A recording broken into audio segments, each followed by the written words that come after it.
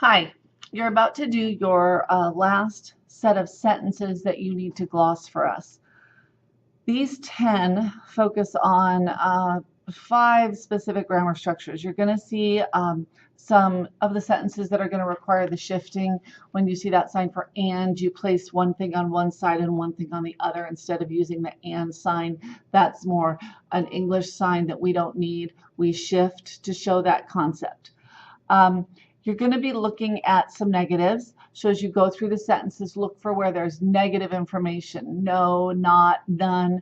Those signs need a negative marker placed above them. And then while you're signing, you need to make sure you're shaking your head on those.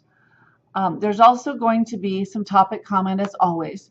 So when you gloss out a sentence, you want to say to yourself, is this reading in English word order? If it's reading in English word order, like I like dogs, that's English word order. That's not going to use the topic marker. If it reads opposite, like dogs I like, you wouldn't say in English, dogs I like them, so that would be a topic marker. So you need to look at the sentence, see what it's about, put what it's about first, and then comment on it. And what you start with is your topic. So that's going to be your topic comment. You're also going to see some rhetorical questions in this set. If you didn't understand the rhetorical questions in the book, you need to make sure you're looking at the written notes, the written grammar notes that I provided for you in lesson 1 as well on rhetorical questions. If you don't understand what a rhetorical question is and you need more clarifying, you need to email me and ask. But a rhetorical question is going to link 2 small sentences together. It's like a conjunction. And when you see the English word because in a sentence, that's a dead giveaway that you're going to have to use a rhetorical question, a why, to get rid of that. So if I said, I have to go to the store because my baby is sick and he needs medicine, that because has to be used with a why. Store, I need to go, why, and then my explanation.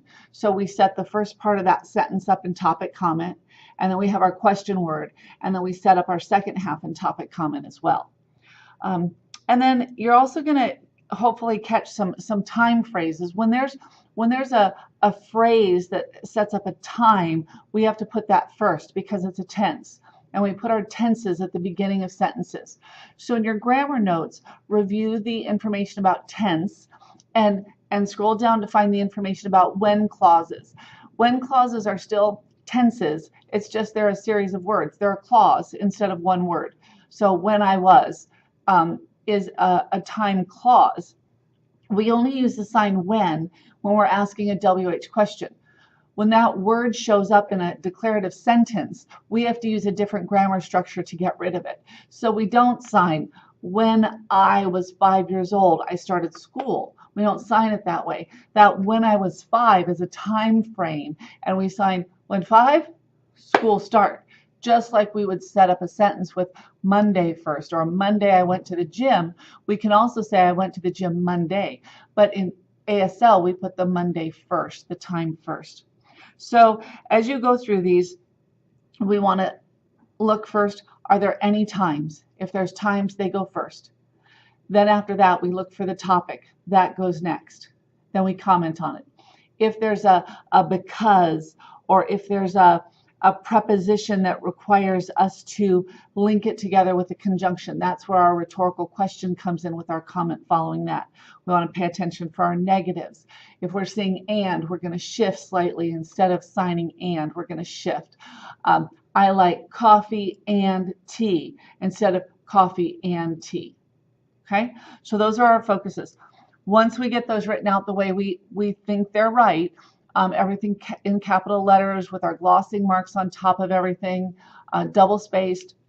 Then it's time to print those out, put them up against a mirror, and start practicing signing them and making sure it's nice and smooth before we actually record. When you feel you got it down, when you have it nice and smooth, you're using your face to show feeling, to show emotion, to give tone of voice. When you're doing that, you're ready to record. At that point, go ahead. Good luck. Please make sure you've looked at previous glossing assignments and the feedback you've received to help you be more successful now. And if you have questions, please email them to me. Thank you very much.